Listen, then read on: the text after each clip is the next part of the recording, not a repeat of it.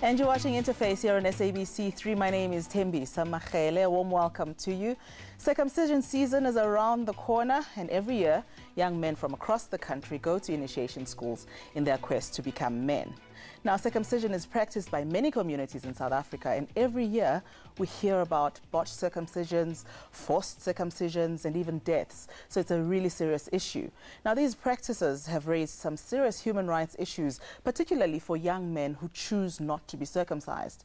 Now, as we mark Human Rights Day this week, we revisit this issue, and our guests are blogger and writer Khaya Dlanga and also Prince Manene Tabane, who is the Gauteng chairperson of the Congress of Traditional Leaders of South Africa, that is Contralesa. Now, if you would like to join in the discussion, you can always SMS us your thoughts to 33726, and also you can drop us a line on our Facebook page. It is Interface on SABC3. Now, before I welcome my guest, let me just say this. I am a proud Xhosa woman, and I know that in our tradition, in our culture, this is not something that is usually discussed by women. But this is a current affairs issue. This is something that we need to talk about. These are our brothers, these are our sons, these are our nephews that go to these initiation schools. So I want to invite women as well to participate in this discussion and air your views. And let's have a constructive discussion about whether or not this is a practice that we can actually do a lot more to salvage and make it and bring back the respect that comes with this. So 33726, that's how you reach us on SMS and also Interface on SABC3. Now, having said that, gentlemen, welcome to the show and welcome to Interface. Thank you so much for coming through. Thank you. Thank you. Thank you. Thank you. Taban, I've just said in the intro that this is something that we're discussing because it's around the corner. We know that around June, a lot of young boys go to these initiation schools. And parents get nervous, understandably. And you know, families get nervous because you don't know if your child will come back to you after having gone there.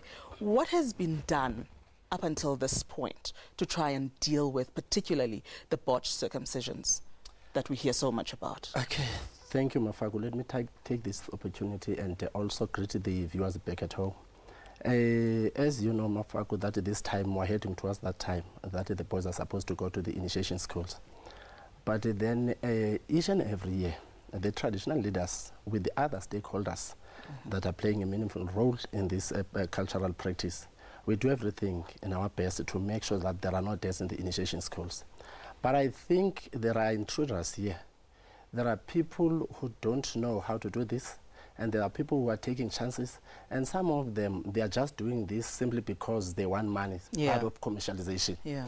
And I think let's just get a sense of what is being done so far.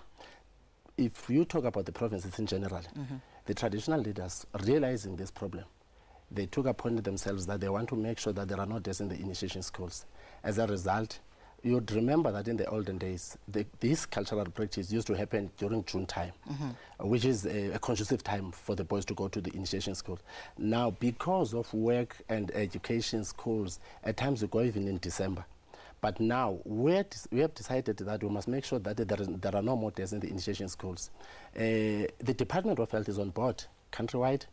The traditional leaders are on board countrywide. The traditional surgeons are on board countrywide. But we wanted to identify those that are not relevant to do this so that we can curb them so that they don't do this in a way that when someone is supposed to go to the initiation schools, would make sure, for an example, we have got what we call the consent form, where we involve the stakeholders. If you want to go to initiation schools, the parents should know, whether it's a single parent, but he should know that my boy is going to go to the initiation school.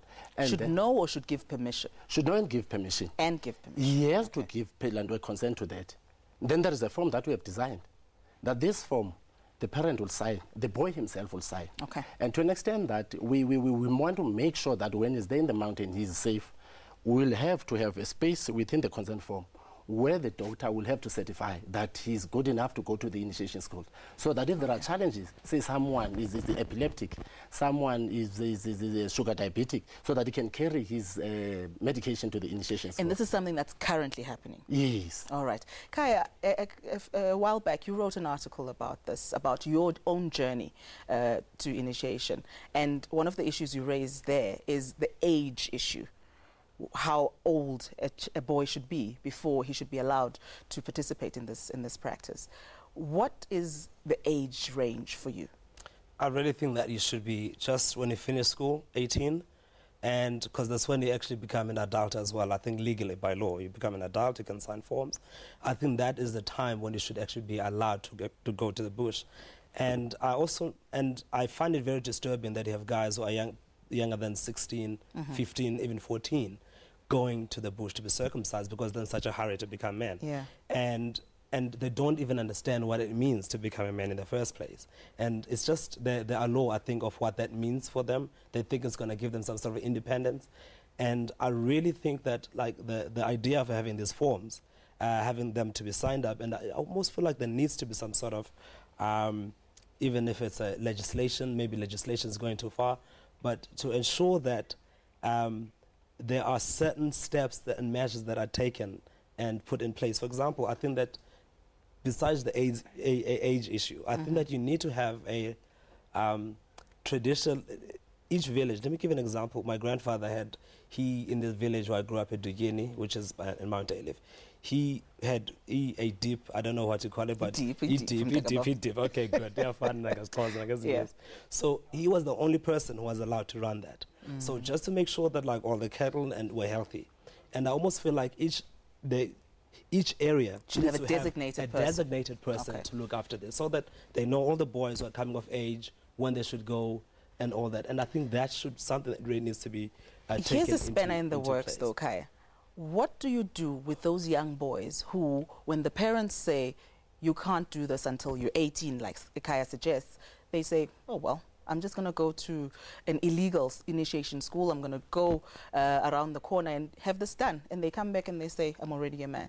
How do you legislate around that and regulate that? You cannot legislate that. But what you can do is that you have to penalize people who actually do that without having permission to do so. And I think that's what needs to happen. And right now we don't have, people don't feel that there's a consequence when they go, and that the onus should not be on the child, I think, who goes to there. It should be on the owner. The onus should be on the person who doesn't have the form to say that I am, as a parent, I'm consenting, and as a child, I've also signed and I said that yes, I can be circumcised. Prince Teben, let's move on to this issue. When the government announced plans a while back for medical male circumcision, there was an outcry, particularly from Contralesa. I mean, we heard, it was reported that Ungos Patikile Olomisa said that circumcision is a religious issue and not a medical or a health issue. Does Contralesa still hold that view? But I wanted first to just touch what the Umatiba have said around the age issue before I get to this point. Very quickly, we're running out of time. I want to address this thing. Look, as Xhosas, Sothos, Pedis and Changans, we do it differently. If you go to north in Limpopo, you'll find that the Pedis, the vendors and Changans, they do it at the younger age of 12, 13 and 14. It's only Xhosas around that will go around the 18 age, complying with the law of the country. But then if there is no challenge, there are no boys that are dying in the mountain, I don't think there will be a problem for them to go to the mountain, because parents in Limpopo are consenting to that, because it has been a culture for them for years and years. For now to say let's change and they must be in line with the law, for as long as there is no challenge, legally speaking, to that effect. So the boys, if you look around Limpopo, they go to the younger age, and then they've been practicing it for some years and years and years. There haven't been no problem. There haven't been a problem around that issue. But coming to the point, but are they mature enough to undergo something like that at a young age? They've got cultural reasons for that. There are cultural reasons for that. According to them, they're matured enough, because when they come out of that, there's nothing that will be contrary to the expectations from the society. All right, we've got to take a short break, and after the break I want us to touch on whether or not this is a religious, or it can be considered even a medical or a health issue. And Kaya, maybe you can respond to what Prince has said about the age issue and what's happening in Limpopo. But we'll do that right after this break. And remember that you can participate by SMSing 33726 or interface on SABC3. That's how you find us on Facebook. We're back after this.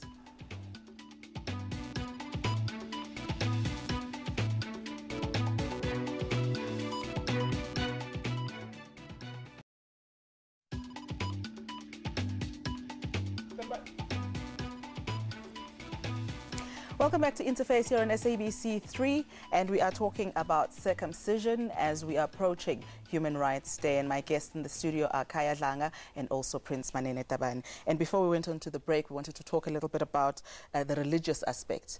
And I was saying that Nkosi Patekile Olomisa was quoted a while back as saying that circumcision should not be considered for health reasons because it is a traditional, cultural and religious issue. Does Contra Lesser still hold that view? We take this as very sacred practice. It's very religious to us. But you'd also remember that in South Africa, we are not living in isolation.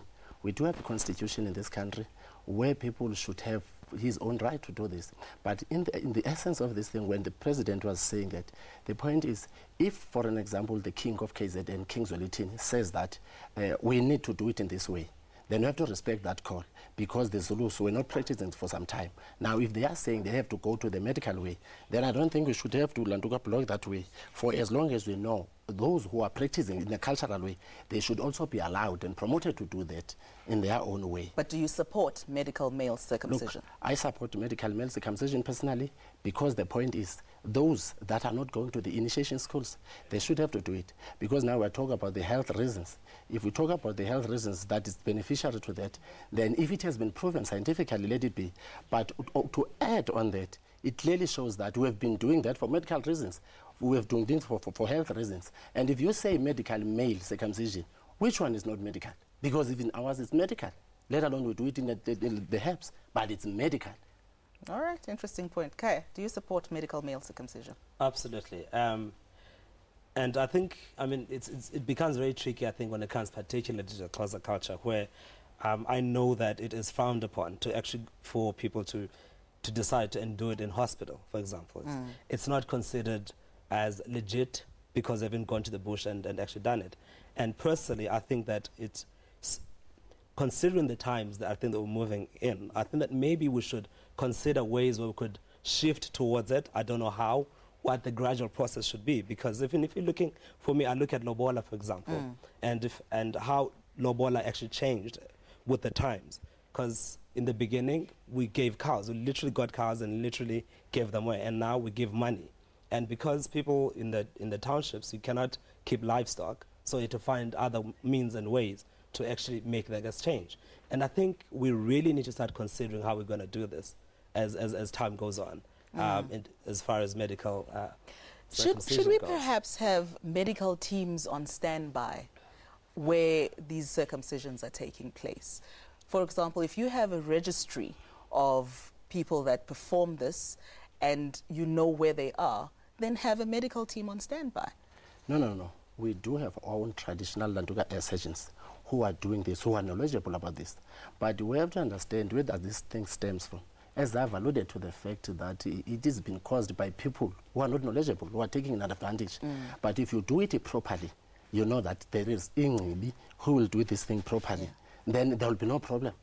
You mentioned something very interesting, Prince, during the break, that in Limpopo, for example, there are very few deaths as a result of botched circumcision. And then you find that where I come from, in Mampondweni, it is so rife, it is everywhere. Why is that? Thank you, Mafako. The point is, history tells us that in that part of the country, during the wars, during that Chaka's wars, then the king of Amampondo, Ukhwingifaku, felt that you have to stop a bit so that we concentrate in the war. Then immediately after the war, we'll go back to our cultural practice. But it hasn't been done in that way. So for some time, they've stopped doing that. But in the areas, you'll remember that in Mampondweni, there are two kingdoms. There is King Zanozuko and King Undamase Enyandi. Now, at some point, they've stopped to do this cultural practice, but they went back to it. But the point is, it's because of the peer pressure. The boys that go to these boarding schools, they'll have pressure that so we cannot associate ourselves with you. Then these boys will have the pressure to say, I want to go to the initiation school. Then it's a pity, because when they do that, they don't consult the old people. They don't consult their parents, so that this thing they should prepare for them, because there are rituals that are performed before they go to the Prince, initiation even school. some of the reports that we're getting, that some of these Ingqibis, they use one razor or one knife for up to 50 boys at a time without sterilizing. I mean, things like those. Shouldn't that be dealt with? If you recall, during that time when the MEC in the Eastern Cape was Bevan Kokwani, That is why Bevan Gogone took it seriously upon and invited the traditional leader to say the things that were going wrong, we have to correct them so that they are seen good. Now, that's what we are saying this equipe. The workshop have been conducted with the traditional sessions, with the traditional leaders, that we agree culture is not static, it moves with times. So that to keep our culture relevant to the now situation, we have to move with time so that we make it very relevant to the current situation. So for an example, if you talk about that, we do have medical doctors who have gone through this cultural practice. If I make an example here in Gauteng, currently what we are discussing, that we want to link, if we talk about, for an example, an initiation school in Ekurhuleni, we'll have to link it with the nearby hospital or clinic. Okay. But we want to have a unit of the doctors who have gone through this cultural practice so that they can have free flow of visiting these initiation schools. So as to the SAPS, because it is also a way of controlling the crime. Okay. Because there's boys in the townships, they will do crime and run to the initiation school so that they can get protected. Okay. But if we...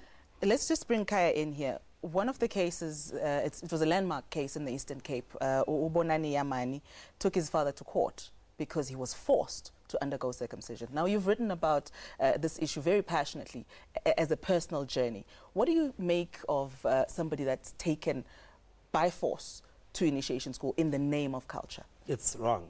I don't think that you should force anybody to do anything. And I think the law is actually very strict about that. Everybody has rights, and I think that that person as a child should feel protected by his parents. And but what about the shame that is seen to come upon a family of a young boy that has not gone through? Society does not welcome that, particularly where this practice is rife. Unfortunately, the law supersedes whatever shame you kind of feel. And for me, that's the crux of the matter. There is no culture, there is no tradition that supersedes the constitution of the land. And what that boy did was right, to take his father to court. And what I also understand is that, like, he made the choice knowing what would happen to him, and let him live with the choices and the consequences of what he's decided to choose. For example, he knows that if he's decided that, like, he doesn't want to go circumcision school, he knows that if there's a traditional ceremony at home, he cannot go and eat with the men, he'll have to eat with the boys. He should know that, like, no one is going to go and represent him when he wants to lowball someone to represent him for lowball negotiations, because he's a boy. So he should be able to understand that that's the choice he's making, and his father those should are the actually live with consequences that come with that. Yeah. Prince Taban, when this issue came about, Unkosumuelo Nonkonyane was quoted as saying that this young boy should be ostracized by the community because, you know, he is denigrating his own culture. Contralesa subsequently issued a press statement saying, you know, you distance and you apologize for his comments. But what is Contralesa's position on forced circumcisions? Look, we don't support the forced circumcisions. But the point is, when we're about to take a journey to this thing, it is not only the father of the family, of the boy, who's supposed to take a decision. It is a collective. But I think the point that we'll always find ourselves clashing with the Constitution, it is maybe when the Constitution was promulgated, they didn't understand. Because as Africans, when we act collectively. Now, if you talk about this Constitution, they will tell you that the rights of an individual, they supersede the rights of the groupings. But shouldn't they? No, but the point is, if that is a cultural way, they should have involved the relatives, the uncles, the aunts around that thing. It shouldn't be the father alone who should take that decision. Because when you are supposed to go to the initiation schools, you sit down and you plan, and you involve the boy, and you tell the boy the advantages of going to the initiation schools, and the advantages if you don't go to the initiation schools. And the boy chooses not to. But the boy says, I hear you, but I don't want to go. But I don't think the father, if you realize, you follow that story, it was only the father who took a decision and forced this boy to the initiation schools. So it was the point. That's where the challenge came from. Okay. Because, yes. All right. May I just interject? Yeah, I just want to know about the forced circumcision. So what if the whole community, the uncles and everybody agreed, okay, let's take this boy, let's take him to the circumcision school. They all agree, and then he's forced. Now... No. They have to talk to the boy. They'll have to convince the boy up until the boy understands. Because, Tina, we have gone through, we are from that practice. We understand the consequences. For as long as he's residing in that area, what will happen? You know that social isolation that you experience in the society. Still, that's what will make him to leave his home. But we agree that having done all that, if the boy still says no thank you, it's no thank you, you leave him alone. Yes, but I don't personally believe that the boy will then say no. Look, there are cases. But this boy said no. Look, there are cases in my area where you will find that the boy says, if you don't take me to the initiations, I'll rather kill myself. You had a story over the newspapers when a boy was told that you're still young to go to the initiations. What he did, which is what he took the life and cut himself. We spoke about the age issue a little bit earlier on the show. But we've got to take a short break, and we will be back with some of your Facebook comments. And the debate has been raging on Facebook. Thank you so much for your thoughts. Keep them coming. Stay tuned.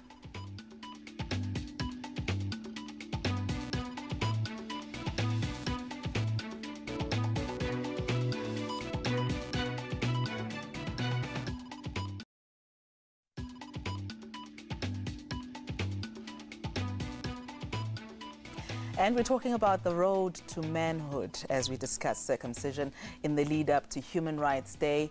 And we're talking to Prince Manene Tabane and also Kaya Dlanga and getting their thoughts on this issue, and also welcoming your thoughts on our Facebook page and also on our SMS line. It's 33726. Let me just take a look quickly at some of the Facebook comments that came through. Austin Gege says, our Xhosa culture has been stripped naked and brought into shambles and turned into a national disgrace. Circumcision, as we Xhosa men know it, was never about becoming a man. I find it strange that most people commenting about this are not even Xhosa circumcised men. 9-year-old circumcised, what are the parents and what is the role that they're playing? And David Mabena says, let it be illegal to be forcibly circumcised. The charge in the court of law should be attempted manslaughter. Sizwe Ndlovu says, I've come to realize that over 95% of people who trash the practice actually never went to the mountain.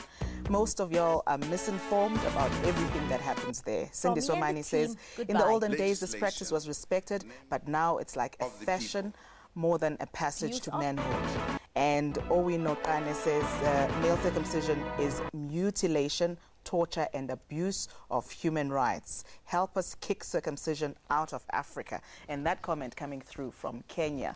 So, gentlemen, that's just some of what we got on Facebook. And most of it is not positive, Kaya. You know what? I mean, I understand why it's not positive, but I think it's because of all the hype and the negativity that's around it. But when you find out, like, the majority of people who go to the circumcision schools come back fine, they come back alive. And they come back having learned valuable lessons. And that's what it's really about when you go to the circumcision. I'm glad you mentioned that, because in the article that you wrote, you say manhood is about lessons learned at initiation school. And this is what's missing. The lessons that the boys are supposed to get, they're not getting. They believe that merely losing a foreskin automatically makes them become men, but they don't. Absolutely. So what is it really about? What's the crux of the lessons that you get there? Share a little bit with us. Well, very basic. It's like you get, I mean, when you get out, you literally get told that this does not mean that you are a man. Your actions, you get told how you behave towards your elders, you get told how you behave towards women, how you treat them, and losing that foreskin is not what's really giving you a passport to manhood. And I think the big difference today is that a lot of these kids who go to these initiation schools don't have people who actually give them this guidance. They just go there, they cut their foreskin, and they spend a few weeks there, and then it's done. And there's no one there to teach them any valuable life lessons. And why is Contralesa not filling that gap? But that, yes, just to chip in that point. Look, let's not take this institution alone as if it is the only one that it should be ostracized. Look, previously, we had in the apartheid government an institution of the SAPS, the intelligence, the defense, who have killed people. We know that. It's known by everybody. This is the same in this institution. You'll ask yourself, if corrective measures were taken to address those things in these institutions that I've mentioned, why not here? We are saying, this cultural practice, this institution have made its own Landuka disadvantages, but we need to address those things. How to address them? It should be the same way as the corrective measures who were taken to address the police, so that they should be relevant in addressing the challenges in the society. Are you working with government as Contralesa? Are you partnering with government in the initiatives that government is trying to put in place to fight the Bosch circumcisions in particular? Definitely so. For an example, currently here in Gauteng, recently, in the last week, we had a meeting involving the Department of Health, the Department of Local Government and Traditional Affairs, the Department of Environment, headed by Contralesa, trying to come with a solution. This thing is happening all over the country, where there are traditional leaders. They are working hand in hand with the state organs, just to try and address this thing. Okay. So, yes. All right, Kaya, one of the things that you've said is that it's more the communities that should take ownership of this process rather than government itself. But how do you promote that in the communities? What should the communities be doing? You know, communities, for me, they need to understand why this is done in the first place. And one of the things that worry me is that, especially in the areas where a lot of these deaths seem to happen, is like there is a lack of historical understanding of why it's happened, as we've heard earlier. And especially the Amambondweni, where this happens, is because there was a period where it stopped happening, and then they tried to reinstate it like after years and years, which means that a lot of like institutional knowledge vanished. And so people are just doing it for the sake of doing it without understanding. And so I think there needs to be like a huge education drive within those communities. And because right now, I think there's pure ignorance, I think, when it comes to like the guys who maybe are completely untrained. So, and I think for me that is the big worry. That's why these kids are dying. And in your view, what more should government be doing? I mean, like, for me, I think that we need to have like, I know it's going to create a lot of red tape, but it almost feels like it's necessary at this point, where you have people who are well trained. Like I mentioned earlier, you have someone with each community who is well known, and that person will then have an apprentice. So if I circumcise boys, I have an apprentice, and this apprentice will take years and years learning from me, so that they don't. Because what happens now is if someone just comes out of circumcision school, 2 years was in circumcision school 2 years ago, comes back and they start circumcising boys, and I think that is just completely wrong. All right, final words from you, sir. But I think the traditional leaders, the stakeholders in general, have really started to do that. That is why the deaths have been gone down. But I'm not saying one, it should also die. Even not a single person should die from the initiation schools. But what we are trying now is, we are saying now, there are mechanisms in place that we definitely should going to address this thing. Okay. Yes. All right, let's leave it there. Thank you so much, gentlemen, for talking about a subject matter that is not very easy to discuss, but thank you for sharing with us.